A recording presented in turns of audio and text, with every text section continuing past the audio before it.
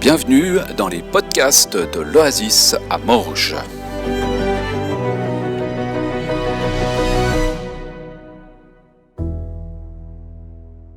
Ce matin, nous allons aborder une thématique, c'est la gloire de Dieu. Comme vous pouvez le voir sur notre tableau, Soli Deo Gloria, à Dieu seul la gloire. Et je me suis posé la question, mais qu'est-ce donc que la gloire de Dieu ?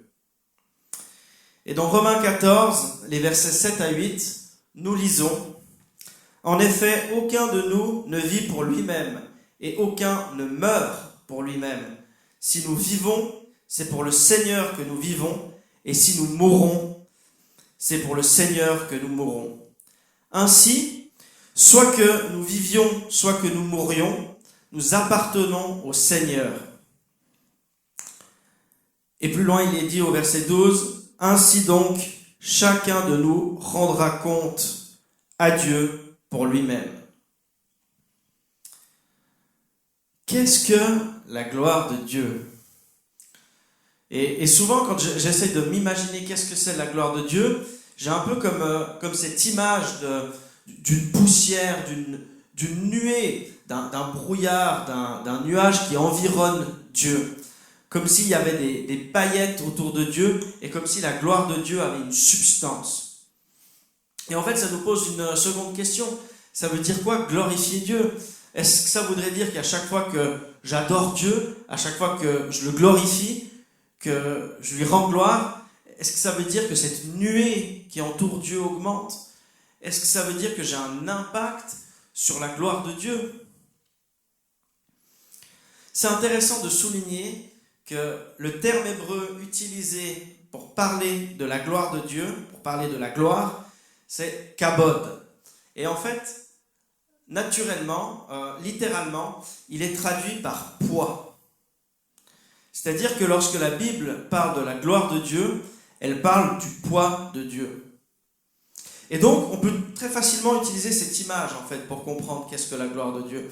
C'est un peu comme l'image d'une balance, où d'un côté, il y aurait toute la création, tout le cosmos, tout le monde, tout ce qui a été créé, et de l'autre, il y avait Dieu. Et en fait, si on pesait Dieu vis-à-vis de tout le reste, Dieu serait et resterait infiniment plus lourd que tout. Et non seulement il est infiniment plus lourd que tout, mais tout le reste rend quand même gloire à Dieu. Et c'est-à-dire que tout le reste n'est pas Dieu, mais toute la création, tout ce qui vit, célèbre Dieu. Nous avons un Dieu qui pèse lourd. Et j'aime même dire, on a un Dieu qui pèse dans le game. Et ici, l'histoire du poids, c'est pas une question de kilos, c'est pas une question de poids dans la balance. Non, je pense que le poids, lorsqu'on parle de la gloire de Dieu, ça fait référence à l'importance. Quelle est l'importance de Dieu ? Et en fait, la Bible nous révèle que Dieu est infiniment plus important que tout le reste. Dieu est l'acteur principal de l'histoire avec un grand H. Dieu est le protagoniste principal. Rien n'est plus grand, rien n'a plus de poids, plus d'importance que Dieu. Et donc on peut revenir à cette seconde question, ça veut dire quoi, glorifier Dieu ? Et dans ce sens, on remarque bien que j'adore ou que je n'adore pas Dieu, sa gloire varie pas. C'est-à-dire que ce n'est pas le fait que je rende gloire à Dieu qui fait augmenter la gloire de Dieu. Il y a dans l'essence même, dans la personne même de Dieu, cette corrélation. Et en fait, Dieu est pleinement gloire parce que ça fait partie de qui il est. Et du coup, glorifier Dieu, ça veut dire, en première instance, reconnaître cette importance de Dieu. Reconnaître cette importance de Dieu dans ma vie ? Non, je ne suis pas l'acteur principal de ma vie, mais c'est Dieu qui est le protagoniste même de ma propre vie. Dieu est l'acteur principal de ma vie. Et donc, en fait, rendre gloire à Dieu, c'est vivre une vie où je laisse, où je reconnais cette place à Dieu.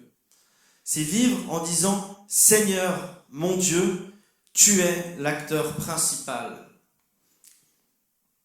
C'est vivre dans une perspective différente.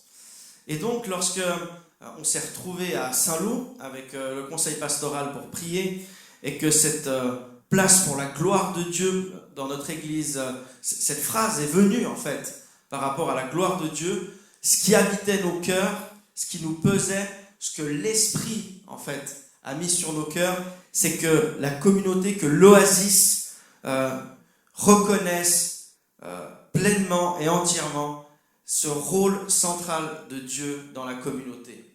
On veut célébrer Dieu, et non seulement on veut le célébrer, mais on veut reconnaître et vivre avec cette vérité que Dieu est au centre de tout. Et que Dieu est infiniment plus important que nous. Que Dieu est même plus important que l'Oasis en tant que tel. Dieu est plus important que notre communauté. Et en fait, lorsqu'on change cette perspective, lorsqu'on regarde à Dieu de cette façon différente, lorsqu'on le glorifie, on peut en fait, pour le coup, entrer réellement dans cette humilité. Pourquoi ? Parce que du coup, j'occupe la bonne place. Dieu est au centre, Dieu est en premier, et ensuite vient notre place. Et donc, un appel à glorifier Dieu, c'est aussi un appel à l'humilité. C'est-à-dire saisir la bonne place dans la communauté, saisir la bonne place dans l'histoire de Dieu, dans l'histoire du salut. Dieu est au centre. Dieu est celui qui agit le plus au milieu de nous, et Dieu est celui qui agit le plus à l'Oasis. Et on veut le reconnaître et le célébrer pour ça, pour le célébrer de toutes ses bénédictions, de toutes ses œuvres, de tout ce qu'il fait au milieu de nous. Et donc j'aimerais vous inviter sur la fin de cette petite capsule à la prière. Seigneur, je veux te célébrer de tout mon cœur, de tout mon être, avec mes lèvres, que mes lèvres puissent célébrer ta grandeur. Seigneur, je veux reconnaître cette place centrale que tu occupes dans ma vie et dans la communauté de l'Oasis.